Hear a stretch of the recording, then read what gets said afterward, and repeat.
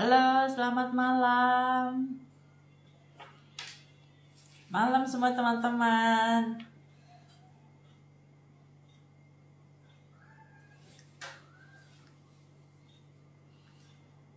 Kita ketemu lagi di Live Tanya Mentor edisi hari Senin tanggal 16 Desember bersama saya Lydia dari Loop Coding.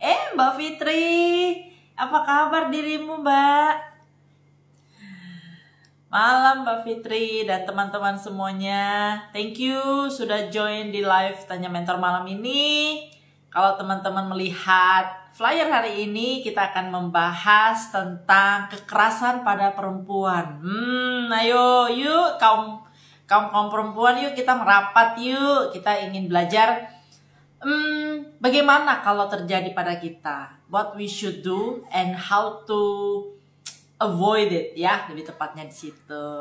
Apa kabar Mbak Fitri? Ya Allah, kita padahal dekat tapi kayak jauh gitu ya.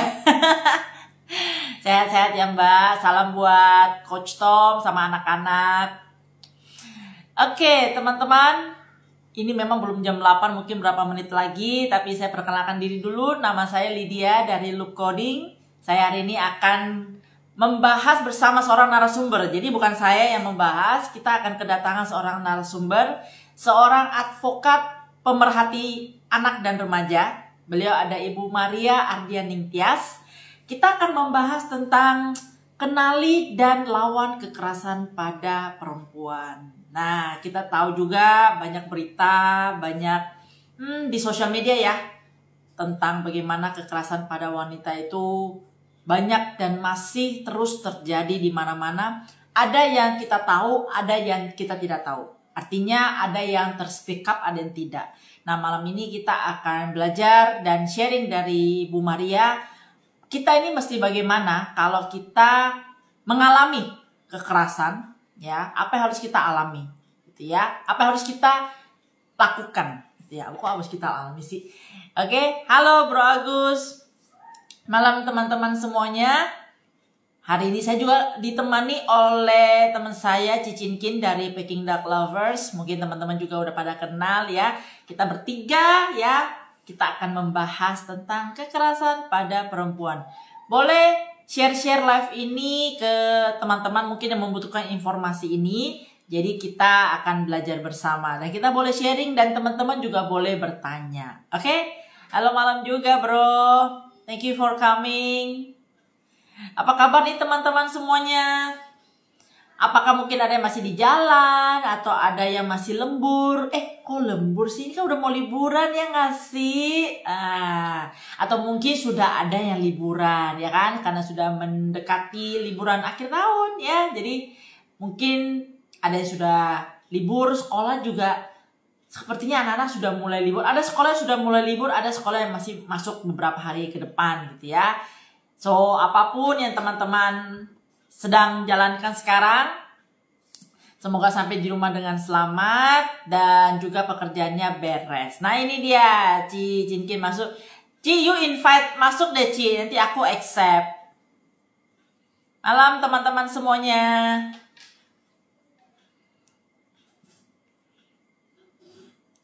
Malam Bro Irfan.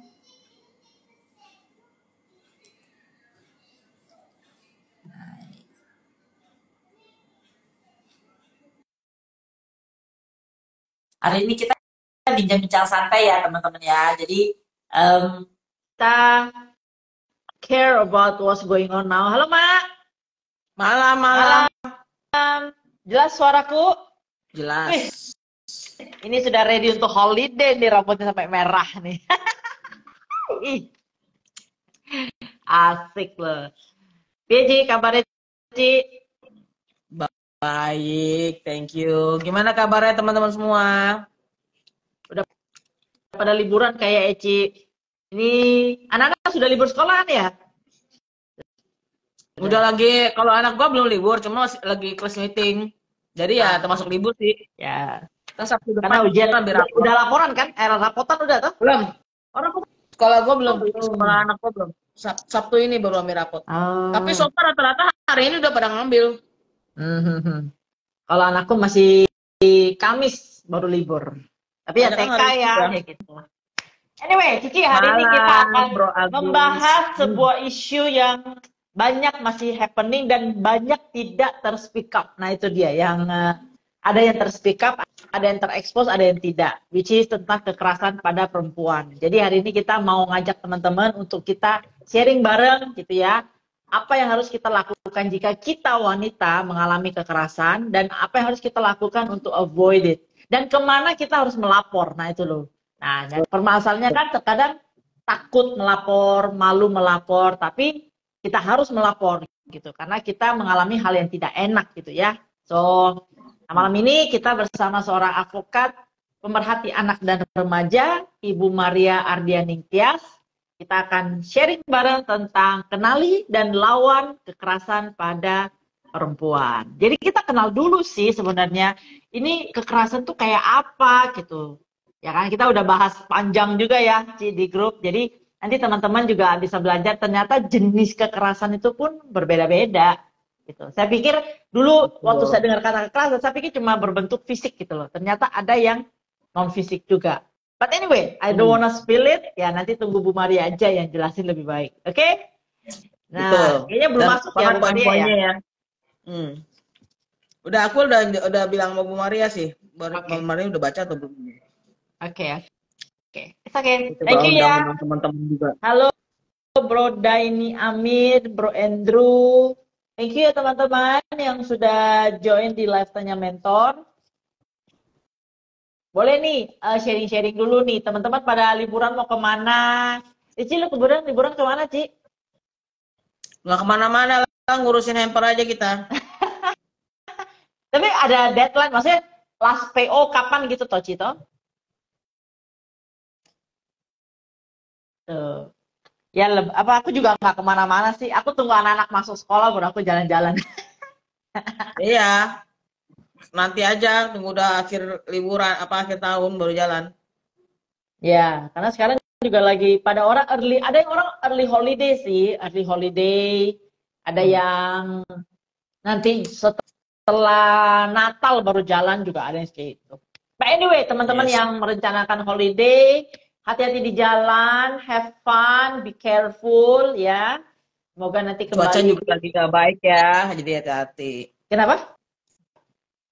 Cuaca juga lagi nggak baik itu yang di daerah Pluit ya teman-teman, ada yang kena banjirap juga. Ya, udara juga lagi tidak bersahabat. Tapi kota-kota lain juga cuaca kurang baik kali ya. Di tempat-tempat lain begitu sama hujan juga apa ya? Karena kemarin waktu kita hujan di sini Surabaya panas kata nih. Aku kemarin waktu di Solo juga hujan, Semarang juga sama, hujan juga. Hujannya bukan yang pelan-pelan, hujan angin plus angin. Ya.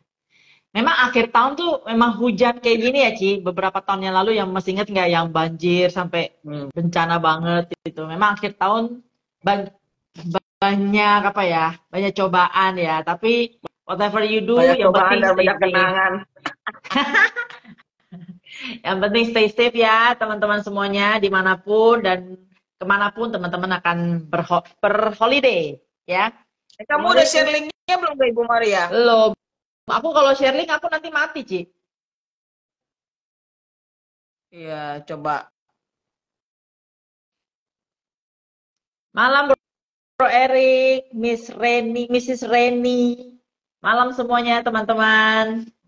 Kita lagi tunggu narasumbernya ya karena hari ini kita akan kedatangan seorang ahli hukum ya yang akan membahas tentang kekerasan pada perempuan.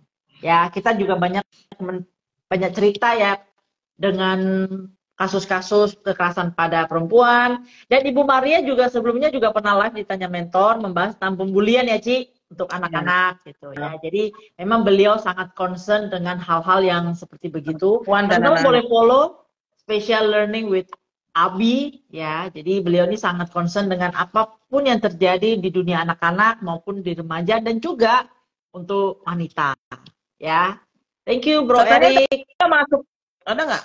Nggak ada di saku. Nggak ada di aku. Nah, ini dia baru masuk. Nah, Bu Maria request join ya, request supaya nanti ya udah. Bentar. Me accept it. Udah kata dia. Sip. Udah. Nah, ini sekarang tinggal apakah kita kelihatan mukanya apa tidak seperti biasa Instagram. Nah, nampak. Yeay. Aku nggak kelihatan. Syukurin. Gimana ini? Bu Maria, ayo Den. Aku nggak kelihatan dirimu, Ibu Cuman Cik Lydia sama aku aja nih. No. Nah. Bu Maria lihat aku yang tapi aku nggak lihat Bu Maria. Gimana nih ceritanya Tapi aku nih? lihat kok. Aku nggak kelihatan, Bu. Aku cuma kelihatan Cicinkin. Nah, kalau aku kelihatan tiga-tiganya. Jadi aku yang hoki nih. Ya hoki lah. Nggak apa-apa. It's okay lah, Bu. It's okay. Let's do it. Nah, keluar. Udah keluar. Iya, keluar. Oh. Ntar masuk lagi nih. Padahal ini udah request. Memang gitu ya, IG suka kayak gitu, teman-teman. Nggak tahu. IG suka begitu. Tapi it's okay lah. Jadi keluar dulu, paling ntar masuk lagi. Udah, aku udah. Ini ngomong-ngomong chatnya memang nggak ada orang atau gue yang error ya? Aku kelihatan sekarang. Nah, udah. Halo, udah kelihatan tiga-tiganya, Bu? Belum, baru 2. Iya. Aku lihat Ibu semua, aku kelihatan semuanya, Cicinkin juga kelihatan semuanya. Bu Maria kelihatan siapa? Cicinkin ya? Apa saya? Nggak, Cik Lydia aja. Oh ya Udah, nggak apa-apa. Baiklah. It's okay. Mari kita gaskan. Malam, Bu Maria. Ini live yang tertunda dari bulan lalu. Akhirnya hari ini kita live bareng. Ya, thank you teman-teman yang sudah hadir, yang hari ini pingin belajar, pingin banyak informasi ya tentang seputar bagaimana kita mengenali dan melawan kekerasan pada perempuan. Bersama Ibu Maria Ardianing Tias, seorang advokat pemerhati anak dan remaja. Nah, Bu, sebelum kita mulai, mungkin Bu Maria mau say sepatah dua kata kepada pemirsa, monggo Bu. Halo pemirsa Tanya Mental, terima kasih sudah kembali lagi kita bersama di sini. Sebelum tahun 2024 berakhir, saya mendapat kesempatan lagi untuk bergabung dengan Tanya Mental bersama Cilinda, Cicinkin, untuk memberikan pencerahan mengenai apa sih kekerasan terhadap perempuan. Jadi ceritanya tuh begini.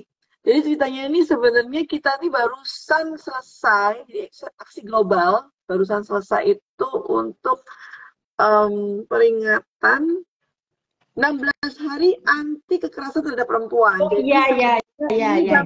Kampanye global. Jadi kalau misalnya pada belum tahu, jadi setiap tahun itu ada yang namanya kampanye 16 hari anti kekerasan terhadap perempuan di seluruh dunia.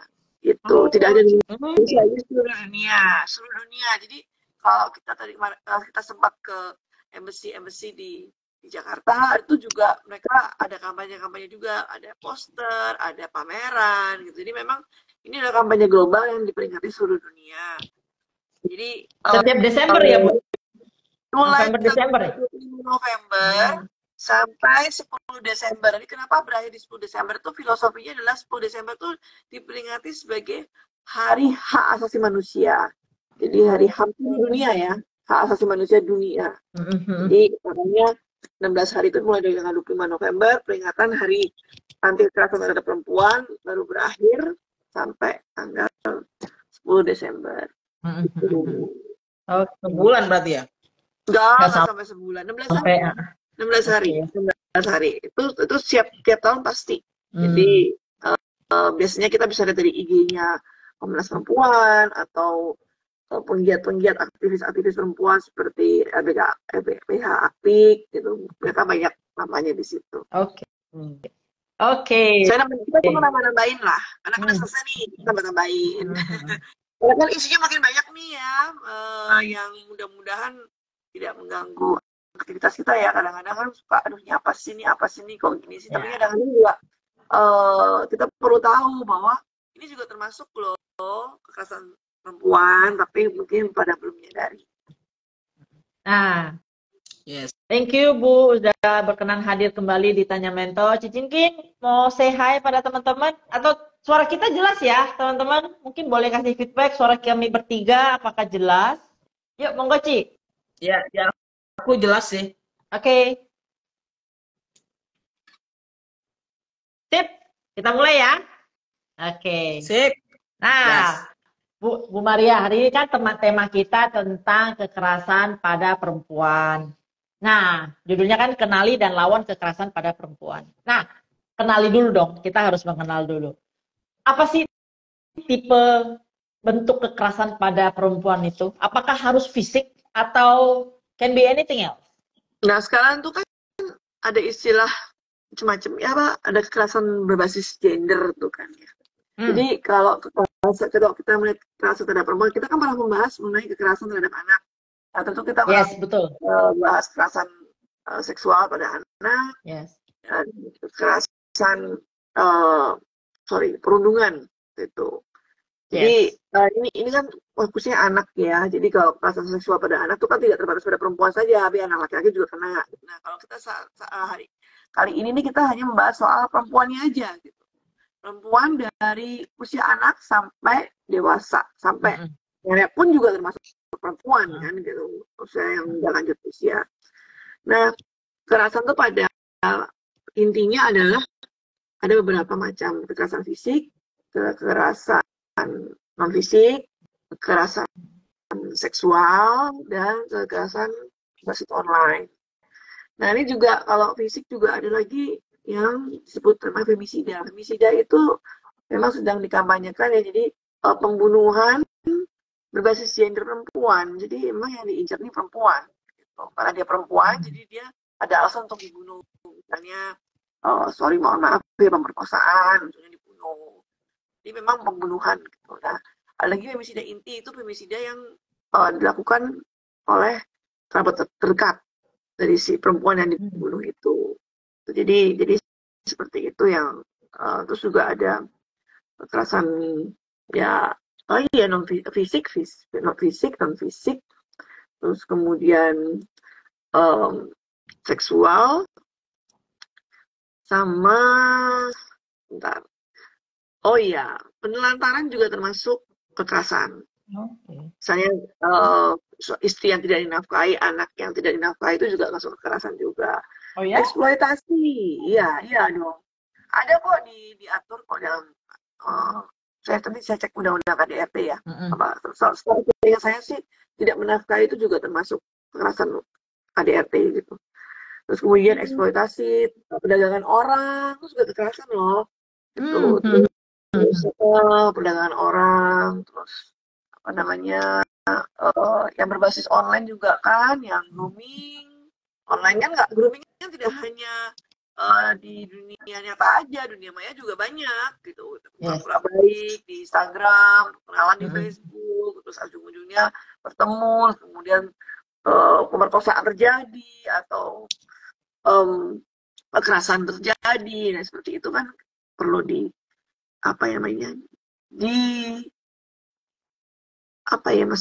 disikapi sebelum dikenali dulu, yes. Dulu dan disikapi, karena kalau kita tidak mengenal apakah itu termasuk kekerasan apa enggak, nanti kita jadi nggak aware gitu. Misalnya kita dikata-katain sama orang itu dia biasa aja, atau contoh yang baru-baru ini yang kita inisial aja ya, GM itu yang bilang aduh suaranya kok gini berarti ini enak, itu kan sebenarnya itu kan termasuk kekerasan seksual, masuk pelecehan gitu. Dan kebetulan undang-undang kita tindak pidana kekerasan seksual itu sudah mengatur itu gitu, tapi masuk ke delik aduan. Artinya kalau misalnya yang dilecehkan itu tidak membuat aduan laporan polisi ke polisi, ya kasusnya nggak akan berjalan, tidak akan diproses hukum. Jadi kan delik itu ada dua ya, delik umum, pidana umum sama delik aduan. Pidana umum itu tanpa harus adanya aduan, harus ada orang yang lapor tuh polisi bisa gerak. Saya pembunuhan tuh harus ya. Penghinaan, non fisik, pelecehan itu memang masuknya delik aduan, kecuali kalau korbannya itu perempuan disabilitas atau anak perempuan. Gitu. Misalnya dikata itu masih di bawah umur tuh langsung polisi harus gerak tuh. Tapi karena ini anak udah orang perempuan dewasa, jadi ya masuknya ke delik aduan. Tapi itu sudah masuk kekerasan seksual. Dan itu diatur dalam undang-undang TPKS. Gitu. Dan kalau misalnya mau diproses bisa, cuman ya memang ya hukumannya ringan, terus juga nggak akan ditahan. Jadi capek-capekin juga sih sebenarnya kalau kita lapor. Gitu. Gunanya apa? Untuk memberikan pelajaran. Jadi sebenarnya ya itulah kadang-kadang kalau kita mau menyikapi ketidakadilan yang kita alami itu memang kita juga harus siap dengan proses hukum yang akan berlangsung. Belum tentu sesuai dengan yang kita harapkan. Karena kan mohon maaf, memang kenyataannya adalah penegakan hukum kita tuh masih tebang pilih. Gitu. Masih gitu. Apalagi nanti ujung-ujungnya udahlah Bu, ini aja kok, damai aja ya. Akhirnya arahnya ke restoratif justice. Karena memang restoratif justice ini kan sudah menjadi spirit dari undang-undang KUHP baru yang akan berlaku Januari 2026 untuk mengurangi napi di penjara. Jadi untuk tidak pidana ringan, karena kan pelecehan seksual kan termasuk tidak pidana ringan yang tidak membuat orang jadi terluka atau mengalami sakitan dan psikis. Jadi itu termasuk ringan dan tidak mengganggu pekerjaan. Jadinya ya gantung sama si korbannya. Kalau kayak catcalling gitu yang ngeledek siul-siul gitu-gitu bisa Bu diperkarain. Terus misalnya bisa, itu berarti kita harus rekam kah untuk bukti atau bagaimana? Jadi kan kita balik lagi ke KUHP ya. Alat bukti yang sah itu apa? Alat bukti menurut KUHP itu kan ada keterangan saksi. Sebentar aku salah nih. Saya bacain. Nggak apa-apa. Jadi syarat bukti dalam proses hukum pidana adalah minimal 2 alat bukti yang sah. Jadi kalau untuk menjadikan tersangka kan 2 alat bukti permulaan yang sah. Tapi yang untuk bisa diproses hukum adalah jadi kalau kita datang ke polisi nih, ke kantor polisi, SPK itu mau bikin laporan gitu. Itu kita harus siap dengan 2 alat bukti sah itu. Kalau enggak, nanti kita nggak dapat surat tanda lapor. Gitu. Kita nggak mau, gitu loh. Karena apa ini dasarnya? Nah, ini agak sulit ya. Jadi apa saja itu adalah keterangan saksi, keterangan ahli, surat itu bukti atau mungkin rekaman juga, petunjuk masuk rekaman juga, dan keterangan dari si yang dilaporkan nanti. Kalau misalnya dia tidak mengakui, yang ini yang sulit gitu. Jangankan pelecehan yang tidak ada buktinya, pembunuhan aja bisa ngeles kan. Yes. Si terduga pelaku gitu. Jadi memang ini masalahnya adalah di pembuktian. Mungkin kalau lapor ada 2 alat bukti permulaan, mungkin bisa penyelidikan atau penyidikan. Tapi untuk proses ke depannya ini yang apakah si polisi ini mau menggali terus, itu kan tergantung. Yes. Jadi sebenarnya memang mental di proses hukumnya juga. Untuk menuju ke proses peradilan itu nggak mudah loh, Ci. Betul. Ya kan, penyidikan, terus masuk ke kalau udah lengkap semua P21 jaksa penuntutan, terus persidangan juga. Gitu. Jadi jaksanya juga ntar bikin surat dakwaan, terus belum surat penuntutan. Jadi memang ini yang proses ini yang cukup panjang kalau menurut saya. Gitu. Nih maaf lagi nih Bu, tanya lagi nih, maaf nih ya teman-teman. Bagaimana dengan poligami Bu? Poligami kan for some people memang dilegalkan gitu. Termasuk nggak itu dalam ranah kekerasan tersebut gitu? Poligami itu kan harus izin istri. Kalau nggak ada izin istri, berarti kita bisa dong lapor pakai apa coba? Pasal perzinahan dong. Jadi dengan seizin berarti boleh ya, nggak masuk ke dalam kekerasan tersebut ya? Kalau ya diizinin dengan ikhlas loh, Ci. Kalau misalnya poligami ikhlas semuanya setuju nggak masalah. Tapi kalau misalnya yang di poligami nggak setuju, bisa loh pakai pasal perzinahan. Atau misalnya tapi kan sebelum setuju kan biasanya ada pasal-pasalnya tuh, misalnya kewajiban apa kepada si A, kepada si B gitu kan. Seumpamanya seiring jalan terus tidak dipenuhi, berarti kayak gitu bisa dilaporin nggak Bu? Bisa, kan masuk ke kekerasan dalam rumah tangga. Kalau misalnya ada kekerasan fisik, psikis, seksual, atau penelantaran rumah tangga. Artinya penelantaran rumah tangga itu kan udah diatur dalam Undang-Undang KDART. Undang-Undang kekerasan Jadi saling dalam berkaitan rumah juga ya. tangga. Ini nomornya tuh Undang-Undang nomor 23 tahun 2004 tentang penghapusan kekerasan dalam rumah tangga. Jadi penelantaran rumah tangga itu ada diatur dalam Undang-Undang KDRT. Jadi setiap orang dilarang menelantarkan orang dalam lingkup rumah tangganya. Padahal menurut hukum yang berlaku baginya, atau karena persetujuan atau perjanjian, ia wajib memberikan kehidupan, perawatan, atau pemeliharaan kepada orang tersebut. Gitu. Penelantaran, ini pasal 9 ya, pasal 9 Undang-Undang KDRT. Penelantaran sebagaimana dimaksud ayat tadi yang saya sebutkan, juga berlaku bagi setiap orang yang mengakibatkan ketergantungan ekonomi dengan cara membatasi dan atau melarang untuk bekerja yang layak di dalam atau di luar rumah sehingga korban berada di bawah kendali orang tersebut. Nah, ini yang mungkin pada belum aware ya, kalau dikendalikan pasangannya ini sampai misalnya kekerasan ekonomi ya gitu, diatur-atur, uang disetain, nggak bisa bekerja gitu. Wah, ini sebenarnya bisa dilaporin ke KDRT, tapi kan masalahnya kan konsekuensi dari laporan berdasarkan Undang-Undang KDRT itu kan konsekuensinya adalah perceraian. Apakah si pelapor itu udah siap? Gitu. Udah siap untuk bercerai.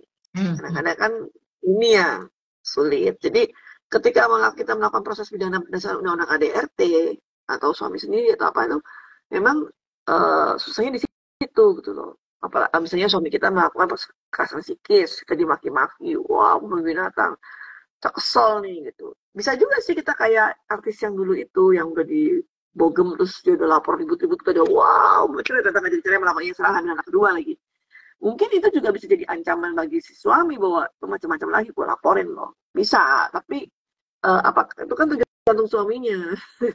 Kalau misalnya suaminya dendam, kita nggak ngerti juga, nggak serem juga kan, namanya juga kan orang, hati orang nggak bisa ketebak gitu loh.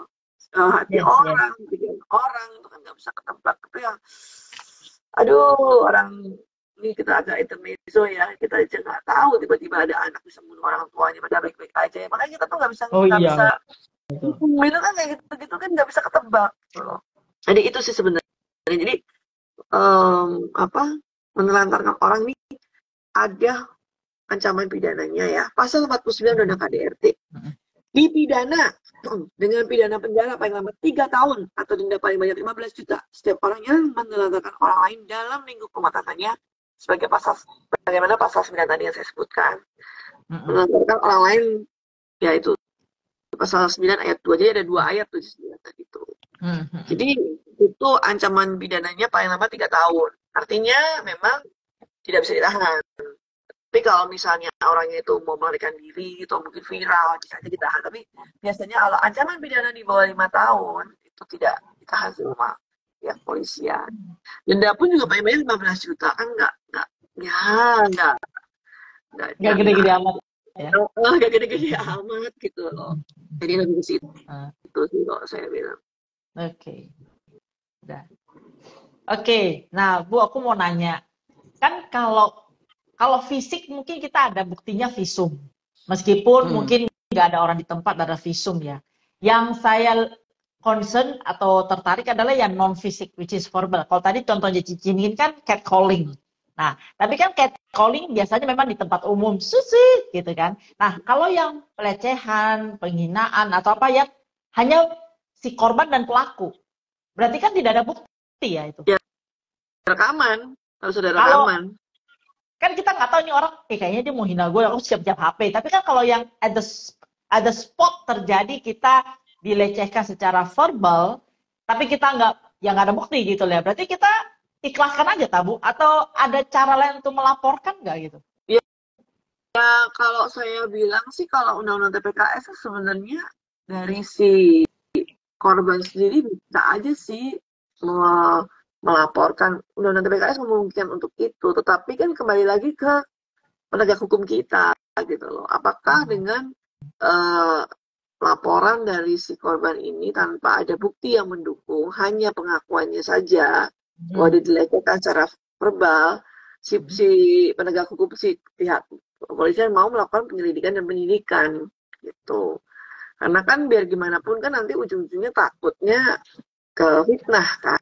Yes. Gitu. Tapi memang kalau saya bilang undang-undang TPKS memang bisa membuka ruang itu sih, ruang untuk perempuan-perempuan yang mungkin memanfaatkan hal tersebut gitu loh untuk membuat fitnah atau menjatuhkan siapalah yang karena kan yang memungkinkan untuk tanpa saksi banyak bisa memproses dugaan kekerasan seksual non fisik atau pelecehan verbal. Bu, aku mau nanya lagi nih. Jadi kan yang sekarang kita bahas ini kan dari tadi itu kekerasan dari wanita yang diterima oleh wanita dari si lawan jenis. Bagaimana kalau perempuan sama perempuan masuknya kemana itu, Bu? Sama aja sih, maksudnya sama aja. Sama lah. Hukumnya sama. Sama lah kan gini, maksud saya gini. Ini kan undang-undang kita itu kan tidak melihat gender. Gender ini loh. Maksud saya tuh begini. Jadi kayak undang-undang kekerasan seksual itu tidak hanya berlaku untuk si perempuan aja. Kalau laki-laki mengalami kekerasan seksual juga kena undang-undang ini. Tapi kan yang kita bahas kali ini kan adalah perempuan. Kan? Yes. Jadi intinya adalah pelakunya either laki-laki atau perempuan. Gitu. Jadi sama. Tapi mungkin kalau laki-laki kan lebih ada apa ya? Mungkin nggak masuk si pelakunya nggak masuk ke unit PPA kali ya. Kalau yang perempuan itu mungkin sama-sama unit PPA. Tapi saya sih lihatnya itu sama gitu. Karena kan memang nggak ada perbedaan antara laki-laki dan perempuan dalam aturan kita. Yes. Gitu. Nggak ada perbedaan gender. Ya sama lah, equal before the law. Gitu. Jadi ya, saya kira kalau yang dilakukan oleh lawan jenis bisa lebih berat gitu atau gimana gitu sama ya. Berarti ya. Sama. Jadi ya tadi saya balik lagi ke yang catcalling itu kan termasuk pelecehan seksual non fisik kan ya. Yes. Itu masuk delik aduan juga. Nah itu kalau delik aduan kan istilahnya kan kita yang mengadu, kita membuat laporan ke kantor polisi gitu. SPK ke unit PPA biasanya. Nah itu kan apakah si polisi itu memproses apa enggak kan kita nggak tahu juga gitu. Karena kan nggak mudah juga kita bikin laporan terus nanti bikin BAP gitu. Jadi saksinya nggak buktinya apa? Aduh mohon maaf. Jangan kan pelecehan seksual yang pembunuhan aja udah jelas-jelas aja bisa bertahun. Ini anak yang di Banyuwangi ini anak anak usia 7 tahun kelas 1 SD yang di Banyuwangi itu sampai sekarang belum terungkap pembunuhannya dia. Itu kan masuk femisida. Karena kan dia sebagai anak perempuan umur 7 tahun pulang sekolah naik sepeda nggak tahu diperkosa dulu atau dibunuh, pokoknya yang jelas dia meninggal tewas di tempat kejadian dan ditemukan bukti bahwa dia mengalami kekerasan seksual. Itu aja udah sebulan nggak ada, udah 40-an saksi belum ditemukan gitu siapa tersangkanya. Gitu. Apalagi pelecehan seksual yang istilahnya apa sih kan nggak ada sakit-sakitnya gitu, nggak ada yang dirugikan. Kadang-kadang kan penegak hukum kita ini ya, saya kasih tahu aja, kita kan sebenarnya untuk kekerasan seksual itu kan untuk advokat kan sudah ada sosialisasi dari Asia Foundation. Saya sendiri juga mendapatkan training kan dari Asia Foundation untuk kekerasan undang-undang TPKS ini sebagai penguatan advokat. Nah, tapi masalahnya penegak hukum kita di seluruh Indonesia ini banyak yang belum aware soal undang-undang ini, TPKS ini. Jadi bagaimana coba kita saya udah bilang bagaimana sih advokatnya dibikin pinter dulu, tapi penegak hukumnya kita mau lapor gimana orang penegak hukumnya nggak ngerti gini gitu. Nanti pas kayak masalah yang KUHP lagi. Nah ini lagi KUHP mau baru tahun 2026. Gimana nih kesiapannya juga gitu loh. Biar bagaimanapun kan advokat nggak bisa jalan juga, kita kan penegak hukum tapi kita kan mengawal klien, bukan memproses hukum gitu. Proses hukum kan semuanya kan polisi sampai akhirnya bisa ke jaksa dan ke meja hijau untuk urusan pidana ya, proses pidana. Oke. Jadi emang ya gitu deh. Makanya saya bilang memang kita sebenarnya perangkat hukum kita udah lumayan bagus, cuman masalahnya penegakan hukumnya ini yang PR banget. Kalau nggak viral, no justice. Ya, harus viral dulu baru ada justice ya. Terkadang viral aja nggak cukup juga, malah mempersulit diri ya sebenarnya, malahan ada yang begitu.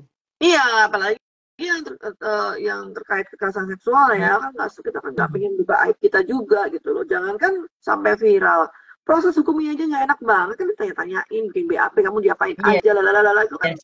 Ya seperti kasus yang terakhir nih kan, yang Agus, saya ngomongnya terduga Agus udah tersangka ya, kayaknya udah tersangka. Itu kan juga korbannya 50.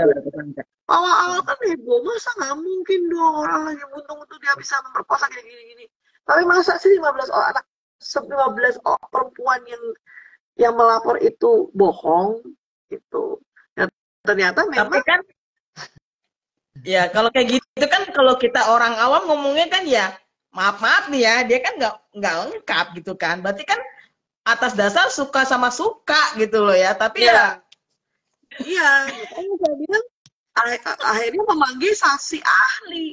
Sebagai keterangan saksi ahli itu alat bukti loh. Jadi saksi ahli itu diundang untuk menginterview para korban, plus juga cek si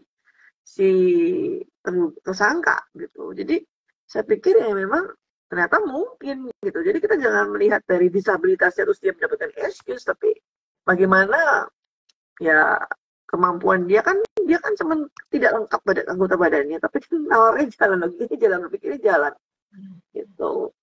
Dan apapun bisa terjadi. Dan ini memang menarik sih kasus ini, karena kan logikanya nggak masuk akal, tapi ternyata bisa gitu. Kita kan nggak tahu juga gitu. Kalau sampai saksinya 15 kan, masa sih kalau satu mungkin ya. Nah ini kan juga kasihan gitu loh. Bayangkan kalau cuma satu korbannya, itu nggak bisa apa-apa korbannya juga. Mau apa? Gitu. Jadi ya begitulah. Juga viral kan, kalau nggak viral juga nggak aja. Nah, Bu, ini kan tadi kan ada tadi dibahas kayak mereka malu kalau udah jadi korban di BAP kan ditanya detail banget, kamu diapain, pertama apa, kedua apa. Nah itu yang membuat wanita tuh malu melapor, Bu. Malu tuh speak up kalau dia dilecehkan atau mengalami kekerasan. Nah di pandangan Ibu, bagaimana, apa yang harus kita edukasikan ke para wanita, kayak ya memang memalukan, tetapi kamu harus speak up. Karena malunya itu yang membuat wanita tuh diem. Kayak ada selebriti yang sampai 5 tahun mengalami, dia diem-diem baik, right? Tapi ya dia, karena dia udah nggak tahan, dia expose. Akhirnya ketahuan, dan mungkin, saya nggak tahu ya prosesnya sudah sampai mana, tapi akhirnya setelah 5 tahun dia nggak tahan. Tapi apakah harus tunggu bertahun-tahun sampai benar-benar nggak tahan dan you lapor, apa gimana tuh, Bu? Karena banyak wanita masih belum speak up loh. Karena unsur malu itu. Gini, kalau bicara soal hukum tuh memang kita harus mempertimbangkan ya, baik ruginya, baik untungnya. Untung ruginya, baik buruknya. Itu segala sesuatu tuh ada konsekuensinya. Saya selalu sampaikan bahwa proses hukum itu tidak mudah. Apalagi misalnya si korban ini tidak ada pendampingnya gitu. Misalnya tidak dikawal oleh LBH atau advokat pro bono gitu kan. Itu kan dia juga melapor aja udah butuh kekuatan mental yang luar biasa, kan. Betul. Gitu. Jadi menurut saya ya memang kadang-kadang ya itu tadi, apakah dengan dia melapor proses hukum itu apa yang tujuannya dia apa gitu, apa menjadi tujuannya dia.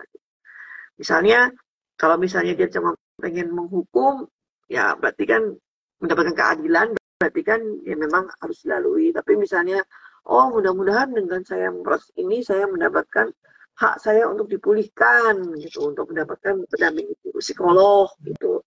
Karena kan itu juga nggak murah gitu kan. Bayangin konseling, terapi, konsultasi, ya itu kan pemulihan psikis itu kan tidak murah gitu loh, tidak murah. Jadi kalau misalnya proses hukum ini bisa membuat si korban mendapatkan hak-haknya untuk pemulihan, ya monggo gitu. Tapi memang segala sesuatu itu memang harus ada harus siap dengan semua konsekuensi ya. Iya, gitu. Itu sih yang saya bilang. Speak up tuh juga kita harus pertimbangkan juga gitu, jangan asal speak up, tapi juga dampaknya ke keluarga bagaimana, dampaknya dia ke gimana gitu. Tapi kalau misalnya mau dipendam juga akan jadi trauma yang nggak hilang-hilang. Jadi itu jadi memang ya si malakama ya gitu loh. Memang mau gimana lagi gitu. Kadang-kadang sih emang kita tuh ini nih yang terjadi kemarin tuh di mana ya, di Toraja tuh di mana juga ada perempuan naik travel malam-malam tuh. Dia merasa bahwa si sopir ini mungkin ya udah bisa dipercaya. Ujung-ujungnya dia mohon maaf ya terbunuh dan sempat diperkosa gitu. Jadi artinya adalah ketika kita mengalami, misalnya kita bukan apa ya, kalau kita melihat situasi yang mungkin kurang menguntungkan atau kayak membahayakan kita ya, kita harus menggunakan insting kita juga gitu. Jangan apa namanya, jangan percayaan atau jangan mau dirayu gitu. Terus jadi saya baru-baru ini nih saya lihat di IG-nya Dokter Vivi ya, psikiater juga. Kenapa kok sampai perempuan bisa kena seperti orang seperti Agus tuh, karena memang dalam keadaan dia, si Agus ini pinternya adalah dia memanfaatkan kondisinya untuk mendapatkan simpati. Jadi si obat itu lagi nggak enakan, dan si korban itu juga mungkin lagi galau gitu loh, lagi nggak bisa mikir. Perempuan kan begitu kan, kadang-kadang kalau lagi galau nggak bisa mikir, ada cowok yang pintar banget ngomong, udah kena aja gitu, masa sih dia mau jahatin kita. Nah ya gini-gini kan sebenarnya apa ya, makanya saya ada juga ketemu ada IG di perempuan berkisah juga. Mbaknya itu tuh bagus banget ya membuat rekaman sosialisasi edukasi mengenai cowok-cowok yang manipulatif atau apa. Jadi supaya hati-hatilah gitu loh, para remaja tuh jangan kecoh misalnya sampai karena kan sebenarnya kadang-kadang pemerkosaan itu kan juga ada yang memang melalui proses, ada yang memang diperkosa, atau sebenarnya diperkosa itu bisa dicegah kalau emang perempuannya itu menggunakan instingnya atau memang nggak mau aja gitu. Karena kadang-kadang memang sesuatu tuh bisa dicegah kok kalau misalnya kita berhati-hati gitu. Ya kalau yang saya bilang itu, kalau misalnya ada tahun malam-malam ada cowok, ada sopir sama si kita doang yang perempuan, ya jangan mau gitu. Saya juga pernah sih ngalamin itu waktu itu naik Grab juga, nah kan kayaknya kok dari ininya kok chatnya kok ngeri, udah saya cancel aja ya gitu kan. Kita harus apa ya, jangan naif lah, jangan naif gitu. Karena ngomong-ngomong ini saya jadi ingat ada satu cerita kemarin lihat di tetangga sebelah. Ini cewek, dia tidak mengalami pelecehan, tapi dia jadi gini, dia naik kendaraan online malam-malam, dia duduk belakang, sampai di tol yang gelap, si sopir melakukan ke diri sendiri. Jadi dia itu cewek nggak diapa-apain. Dia ya si driver itu melakukan hal yang tidak senonoh ibaratnya gitu, dan dia ketakutan, terus dia akhirnya turun di mana apa gimana, telepon temennya apa, tapi dia nggak diapa-apain. Nah, apakah itu termasuk kekerasan nggak, Bu? Nah itu termasuk kok. Dan dia nggak mengalami apa-apa, dia hanya ya nggak nyak, jadinya takut sendiri ya, sebenarnya bukan masalah nggak nyaman lagi, ini mah takut sendiri lihat si sopirnya gitu loh. Rusak matanya jadinya. Kekerasan. Iya, ada nggak lihat berita itu nggak, Ci? Tahu. Iya. Nah itu piye itu, Bu? Kalau kayak gitu. Ya, itu bisa bikin trauma juga loh. Ya makanya kalau kayak gitu kan mestinya kan kalau online kan bisa dilaporkan ke apa sih penyelenggara provider online-nya bahwa sopir Anda melakukan seperti ini gitu. Terus ya coba lapor ke polisi juga gitu. Tapi ya itu kembali lagi, apakah si polisinya itu mau proses apa enggak, karena kan nggak ada saksi lain gitu. Artinya adalah lain-kali jangan sendirian. Iya jadi sih. Iya kan, kalau apalagi udah malam gitu. Ini emang gimana ya, emang kita nih sebagai perempuan nih emang di sini nih banyak orang jahat sih. Juga sih gitu loh. Dan Nggak proses naik susah, nggak pulang dong ya? iya, makanya kan banyak anak-anak perempuan naik angkot diperkosa. Ini kan udah sering banget berita, kalau baca-baca berita tuh udah sering banget gitu. Ya kalau cuma tinggal nama doang kan, kalau diproses juga untuk kadang-kadang mikir ya itu buat efek jerah buat yang lain, jangan melakukan hal yang sama gitu. Tapi ancaman hukumannya juga paling jarang kok yang sampai seumur hidup kalau cuma satu korbannya gitu. Jadi saya pikir kayak Agus itu ancaman hukumannya cuma 12 tahun loh kalau nggak salah. Plus diskon ya Bu ya? Ya Ada diskon nggak? itu nggak tahu ya, kan karena revisi itu kan sebenarnya kan pada saat udah di sel kan bagaimana dia berkelakuan baik, bagaimana dia, ya itu semuanya juga haknya narapidana, cuman ya proses tepatnya itu memang tergantung dari si kepala lapasnya juga gitu. Makanya mungkin kenapa Kementerian Hukum dan HAM tuh melepas lapas dan apa ya itu ya nomenklaturnya itu.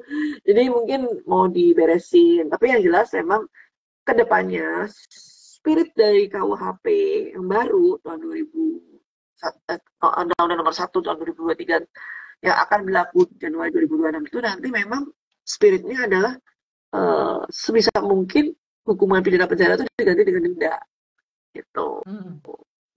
Jadi apa namanya, untuk mengurangi tapi di penjara gitu. Tapi penjara ada penuh itu.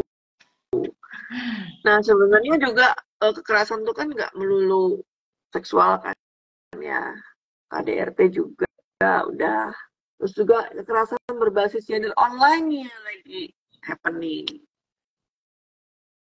Apa tuh? Jadi kekerasan gender online, jadi kayak pelecehan di dunia maya, grooming, terus apa ya, itu juga itu ranahnya ke undang-undang ITE itu masuk. Jadi ya ini saya kayaknya perlu bacain nih jenis-jenis tindak pidana kekerasan seksual dulu ya. Jadi ada pelecehan seksual non fisik, pelecehan seksual fisik, pemaksaan kontrasepsi, pemaksaan sterilisasi, pemaksaan perkawinan, penyiksaan seksual, eksploitasi seksual, perbudakan seksual, dan kekerasan seksual berbasis elektronik. Jadi kalau kekerasan berbasis elektronik itu ada yang kekerasan non seksual sama seksual berarti kan itu. Jadi kalau yang kekerasan non seksual kan penghinaan, tapi di dunia maya itu ranahnya ke undang-undang ITE. Kalau kekerasan seksual berbasis elektronik masuk ke undang-undang TPKS. Tuh. Perbuatan cabul juga termasuk undang-undang TPKS, tapi memang masih apa namanya, aduh saya jadi ini nih, jadi grogi nih, ada nama-nama yang saya kenal nih, psikolog kalau mau ya benar loh, aduh ini udah yang nonton dikit tapi yang datang malam Ibu Vera ini ya, Mbak Vera, ada lagi Mbak Anastasia, aduh saya jadi grogi mereka lebih pakar dari saya. Ini kalau mau nimbrung juga boleh kasih komen kalau saya salah. Karena kan sebenarnya kan kekerasan ini kan ujung-ujungnya juga psikolog tuh kadang-kadang dipanggil ke kantor polisi untuk jadi saksi gitu. Yeah. Nah ini juga katanya ada yang bilang ke saya, kadang-kadang psikolog sebagai saksi ahli ini juga perlindungan hukumnya juga kadang-kadang kurang gitu. Jadi memang serba salah juga gitu. Soalnya mungkin yang badas satu kali yang berani gitu. Tuh, terus apa lagi kekerasan tadi ya, kekerasan ini udah, seksual udah, pelantaran, eksploitasi. Bukan, yang tadi itu awal tadi kan fisik non fisik, seksual sama online, perdagangan orang, pelantaran, online. Ya udah semua ya, itu. Yes, thank you. Oke, nah kita udah mengenal nih jenis-jenis kekerasannya ya kan yang terhadap perempuan dari fisik dan non fisik ya, termasuk verbal dan non verbal. Terus lalu bagaimana nih sekarang nih yang intinya nih caranya perempuan tuh bersuara? How? Apakah harus teriak di luar? Apakah harus dibikin viral dulu kah? Atau kita harus gimana gitu loh? Terutama yang nggak punya bukti itu loh yang repot. ya kan? Hati-hati loh kalau nggak ada bukti kuat. Nanti Malah jadi pencemaran nama baik ya Bu ya nanti jadinya ya. jadi bumerang.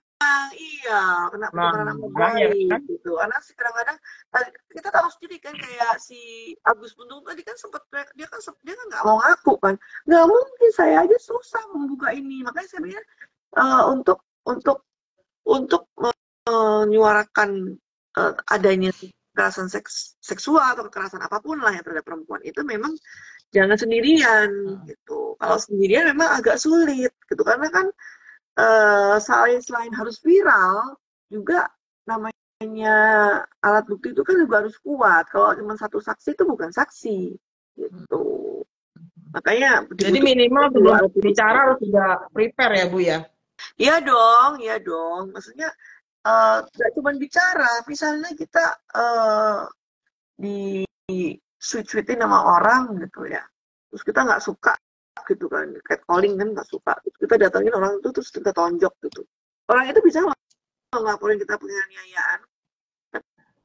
Makanya saya bilang hati-hati gitu loh, kadang-kadang memang untuk bisa menegakkan hak kita gitu ya, itu juga kita juga mesti pinter-pinter gitu, jangan sampai akhirnya digunakan kita juga, kita kesal, kita nggak terima, tapi kita malah kena. Jadi memang regulasi emosi juga harus jalan terus gitu. Tapi bagaimana mau regulasi emosi ya kalau udah digituin gitu. Makanya memang saya bilang memang itu tadi, jadi jangan sendirian, terus kemudian juga kita harus menggunakan insting gitu, karena kan memang penegakan hukum kita itu memang masih kurang, terus juga apalagi khususnya dengan kekerasan seksual, penegakan hukum kita masih belum aware dengan undang-undang TPKS ini gitu. Bagaimana kita mau ngelaporin kalau polisinya masih kita dikti kan? Gitu. Ini yang ada kita bikin opini hukum gitu. Saya pernah soalnya ke polisi, kesel banget nih orang nggak ngerti-ngerti, dia bikin opini hukum aja. Jadi kayak analisa kasusnya gimana, menurut saya begini-begini kayak ngarahin gitu loh. Itu kan juga lucu gitu loh sebenarnya. Gitu sih kalau saya bilang. Jadi hati-hati kalau mau bersikap gitu. Jangan sampai menjadi bumerang buat kita. Yang ada ya kita mau ngelaporin, yang ada kita malah kena proses pidana gitu loh. Karena kadang-kadang kan saling lapor itu kan akhirnya jadi ujung-ujungnya damai. Jadi kan ya, misalnya nih kita mau laporin si A nih karena dia melakukan dugaan pelecehan seksual. Tapi cara kita salah. Kita selain kita melaporkan, kita juga keluar. Oh iya, salam kenal dari Surabaya juga. Dari Jakarta, sorry. Nah, terus kita salah untuk melaporkan. Kita nggak diam, tapi kita keluar di media. Yang ada yang kan masih belum tersangka, belum apa gitu. Dia lapor balik, kita mencemarkan nama baik. Udah, akhirnya kan kita jadi, kita jadi tidak proses pidana juga. Akhirnya apa? Jadi deh, damai aja deh, kita sama-sama cabut ya laporannya. Gitu. Nah, jadi deh prosesnya. Ya saya bilang benar-benar harus dipikirin banget gitu loh. Jadi kalau kita mau menegakkan hak kita, mau menggunakan hak kita untuk bersuara, benar-benar harus rapi.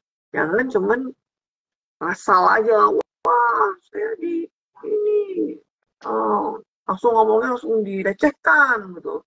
Padahal kita harus pakai kata-kata saya merasa dilecehkan atau nggak terduga. Jadi sebelum pas tersangka pun itu kita masih pakai asas praduga tak bersalah. Jadi masih nggak bisa kita bilang tersangka itu adalah pelaku sampai ketok palu tuh. Karena status tersangka itu bisa hilang, bisa dicabut kalau ada SP3, surat penghentian penyidikan gitu. Artinya apa? Kasusnya berhenti. Kenapa bisa berhenti? Karena ada cabutan laporan. Kadang-kadang sudah delik umum pun juga bisa berhenti kalau para pihak damai. Polisi bilang, wah udah damai, bagaimana orang? Jangan kan itu yang ditabrak gitu, meninggal gitu.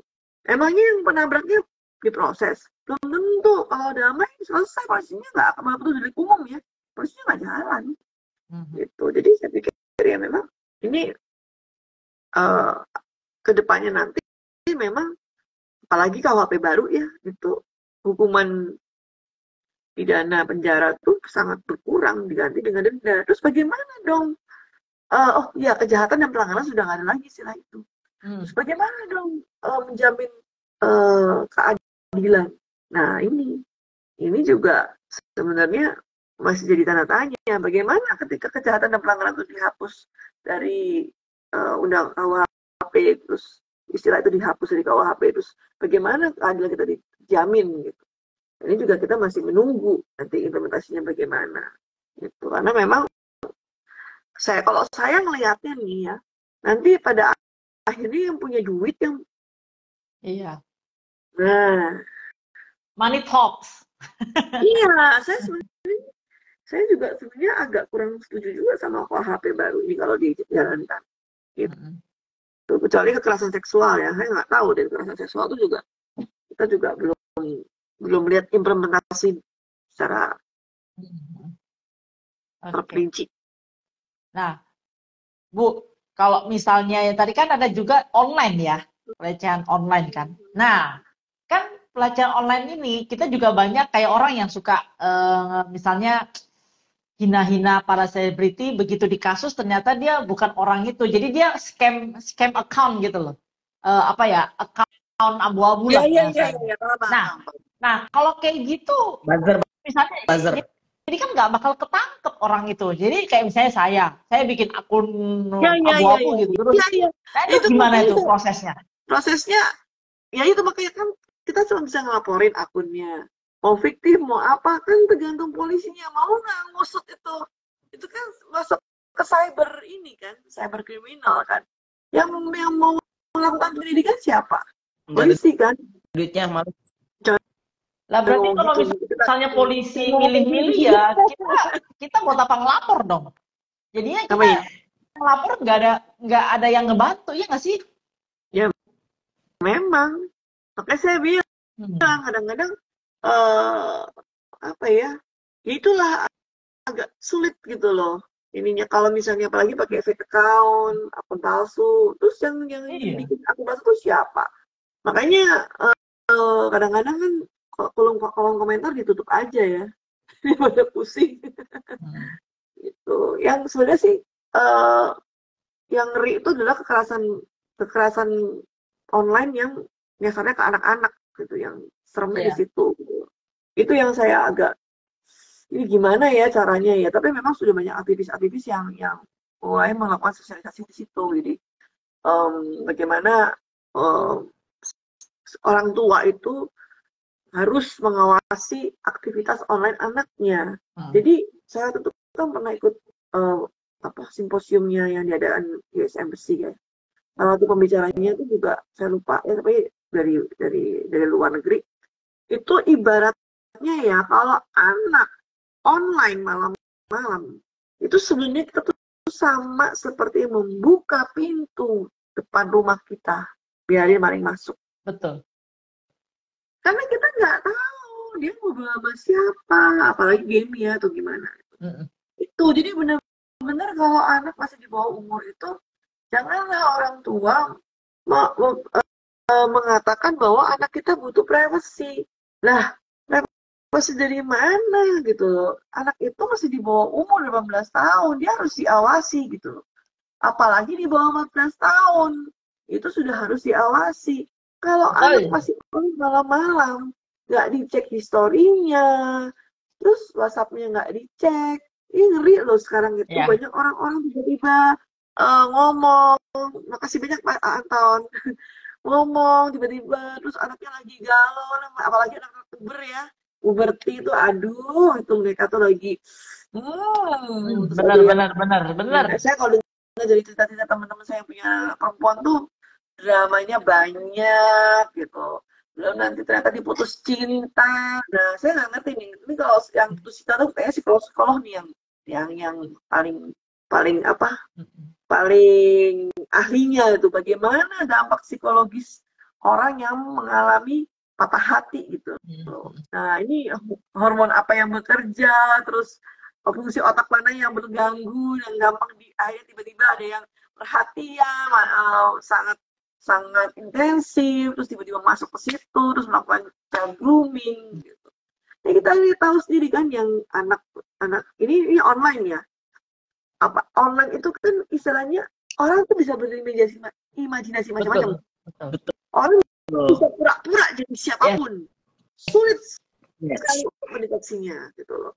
Jangankan online, yang kita lihat sendiri lah, yang di Gorontalo itu guru bisa menggrooming anak muridnya sampai segitu-gitunya gitu, sampai melakukan hubungan yang parah banget sama gurunya kayak gitu.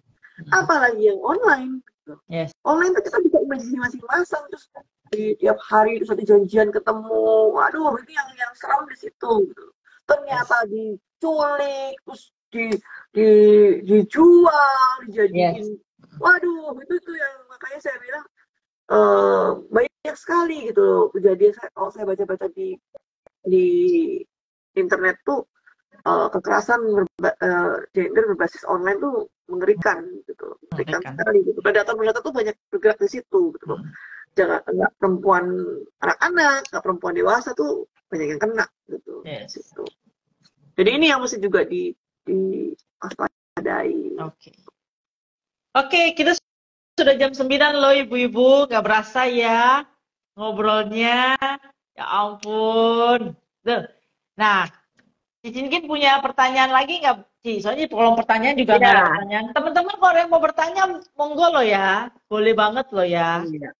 Dari aku nih Bu, terakhir tadi kan mengenai kejahatan online ya, dan kita sebagai orang tua harus aware akan status anak segala macam tuh yang di permainan dia apa gitu kan, karena di game sekalipun gitu ya, mereka sekarang udah bisa chat. Betul. Entah itu anak dewasa atau anak kecil, kita nggak tahu gitu loh, mereka bisa callingan gitu kan. Nah, kita sebagai orang tua misalnya mengetahui hal tersebut, walaupun even namanya anak kan mungkin nggak terganggu ya, mungkin dia ngerasa enjoy aja, tapi kita ngerasa ada yang salah nih, kita sebagai orang tua bisa ngaduin nggak Bu? Lapor maksudnya ke siapa? Apa tetap harus di ini? Lapor ke siapa? Iya, melapor hal tersebut gitu, melapor akan kejadian ini gitu ya, bahwa misalnya misalnya anaknya di grooming gitu sama orang gitu, misalnya orang tuanya ngerti gitu, tahu gitu, bisa nggak? Atau memang harus si korban yang lapor? Kita bisa mendampingi anak untuk tapi tetap anaknya harus ikut gitu. Jadi nggak bisa. Jadi anak harus mesti merasa terganggu dong berarti. Kenapa? Kan yang korban. Kalau anaknya enjoy aja. Kali dia nggak sadar sih kali. Kita sebagai orang sadar kali ya. Dia mendampingi. Jadi gini, kita nggak bisa atas nama anak untuk melaporkan seseorang karena yang korban itu masih anak. Gitu. Jadi kita ya itu. Jadi misalnya ya tetap aja tetap kita harus tetap aja anak yang harus lapor, bukan kita gitu. Yang satunya jalan adalah ya anaknya dilarang, walaupun susah ya mau gimana lagi. Oh iya, lagi tadi bagi perempuan yang merasa mengalami kekerasan, waktu itu saya ada pernah ya bicara ini di kekerasan seksual pada anak ya. Jadi kita tuh punya mekanisme namanya SAPA itu loh. SAPA, nomor telepon SAPA 129. Nah, itu juga bisa digunakan. Misalnya, aduh, saya mengalami kekerasan nih. Nggak usah ke seksual, apapun, kekerasan apapun. Itu kita bisa telepon ke SAPA 129. Nanti mereka juga akan mengarahkan gitu. Maksudnya kalau butuh bantuan psikolog atau bantuan apa, coba aja telepon ke sana dulu. Daripada lapor ke polisi, mending lapor ke SAPA dulu 129. Itu lebih baik ketimbang lapor ke pihak berwajib. Karena biar bagaimanapun, kadang-kadang kita sebagai korban kekerasan, kita perempuan sebagai korban kekerasan itu kadang-kadang memang kita kena mental, kena fisik gitu. Melakukan proses hukum, kalau kita tidak didampingi oleh konsultan hukum, pengacara, advokat, itu mendampingi hukum itu kita bisa aja malah salah gitu loh. Tadi Ci Lydia mau nanya, ya apa bedanya advokat sama pengacara? Itu saya juga jadi ingat. Jadi gini, dulu, ini saya kebetulan ada nih, dulu itu sebelum lahirnya Undang-Undang 18 tahun 2003, Undang-Undang Advokat, itu ada namanya istilah pengacara praktek. Jadi pengacara praktek itu wilayah kerjanya itu per provinsi. Gitu. Jadi kita ujian, terus dapat kartu tanda pengenal kalau udah lulus ya, terus disumpah, pengambilan sumpahnya ada di pengadilan tinggi provinsi masing-masing. Nah, ini kan saya tahun 2002 ya. Nah, pada saat ini itu lagi proses undang-undang advokat. Jadi semua pengacara praktek yang sudah disumpah sebelum tahun 2003, sebelum lahirnya undang-undang advokat, langsung memutih jadi advokat. Tadinya wilayah, dan advokat itu istilah untuk pengacara yang mempunyai wilayah kerja seluruh Indonesia. Tapi dengan adanya undang-undang advokat yang tahun 2003 itu, jadi yang pengacara praktek yang tadinya cuma wilayah provinsi diputihkan jadi bisa beracara di seluruh Indonesia. Namanya advokat. Gitu. Jadi sebenarnya istilah pengacara itu ya jadi sama advokat. Tadinya kan dibedain gitu. Advokat seluruh Indonesia, pengacara praktek di wilayah provinsi. Tapi karena sejak undang-undang advokat yang baru, jadi sekarang pengacara sama advokat sama aja. Gitu. Nah, ini juga saya ingin memberi tahu juga kepada masyarakat juga. Jadi sekarang ini kan saking banyaknya organisasi advokat, jadi tadinya kan satu tuh Peradi, terus sekarang pecah nih Peradinya 3, terus ada ini. Jadi semua organisasi itu bisa menyelenggarakan ujian, dan magang, PKPA juga, pendidikan advokat dan ujian. Jadi sekarang ini kartu advokat dari organisasi itu dulu bisa digunakan untuk beracara, untuk sidang, tapi sekarang ini yang dibawa-bawa ini kita acara pengambilan sumpah ini. Ini yang dibawa-bawa. Jadi kalau misalnya kita sidang ke pengadilan gitu, sidang pidana, perdata, kita harus tunjukin di acara pengambilan sumpah ini, bukan hanya kartu advokat yang ini doang. Gitu. Oke. Ada lagi, Ci? Pertanyaan buat Ci? Sudah. Sekarang sudah jam 9 lebih. Thank you ya, Bu Maria. Sudah Bu Maria. Sharing banget. Dan kita ya tercerahkan ya tentang kekerasan. Mudah-mudahan ini tercerahkan. Dan wow, ternyata banyak sekali poin-poinnya. Yes. So, Bu Maria, any closing statement mungkin untuk teman-teman yang masih hadir ada 8 juta orang, mungkin ada kesan-pesan atau mungkin closing statement, monggo. Jadi kita sebagai perempuan memang kita harus smart ya.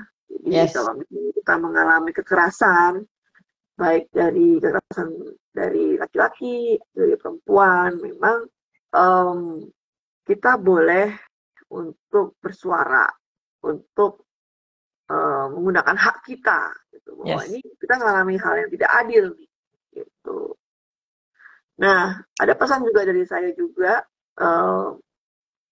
untuk yang mengalami kekerasan dalam rumah tangga, ketika sudah mengalami yang namanya fisik, non fisik sampai penelantaran, tapi kalian masih bertahan, nah pikirin tuh buat apa bertahan kan? Nah, ketika situasi itu sulit, misalnya bercerai sulit, ya sudah, mau nggak mau lapor polisi, harus. Itu demi keselamatan Anda sendiri. Gitu. Jadi kita nggak bicara lagi kekerasan seksual melulu ya. Kekerasan rumah tangga itu juga penting untuk aware ya.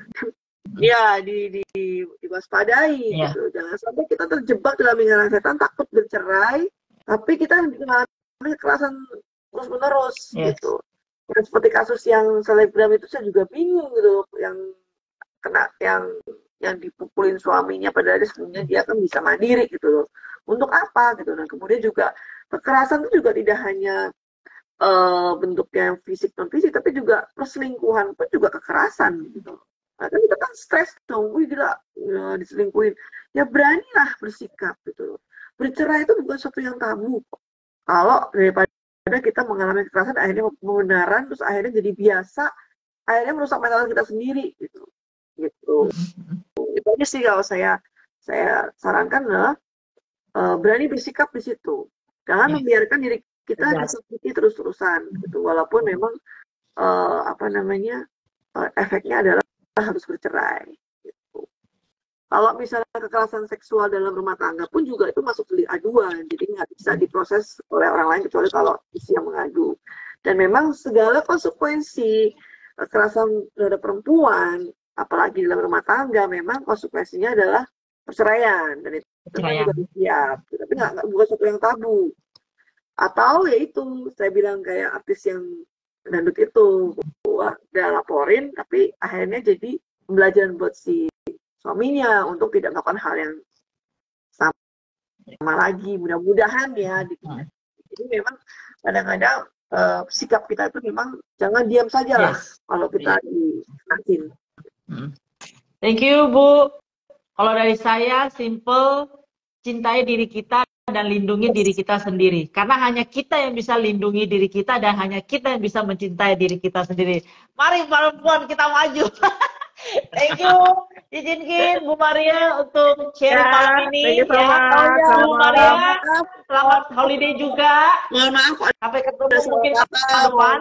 Mohon maaf kalau ada salah kata. Mohon maaf kalau mungkin ada kata-kata saya yang kurang jelas. Tapi monggo kalau mau tanya di kolom komentar atau ini kan pasti kan upload nih di Tanya Mentor. Nanti silakan komentar atau DM juga. Nah ini kan ya saya diri mental health. Nah itu mental health tuh penting banget, emang harus punya kita semua. Betul. Gitu. Kalau ya itu juga bisa kita perjuangkan sendiri kok. Kita wanita kuat kok. Oke, Bu Maria, Cicinkin, thank you so much. Have a nice holiday, have a nice long year end ya. See you next year. Sampai ketemu. Thank you so much teman-teman semuanya. Have a good night. Bye bye.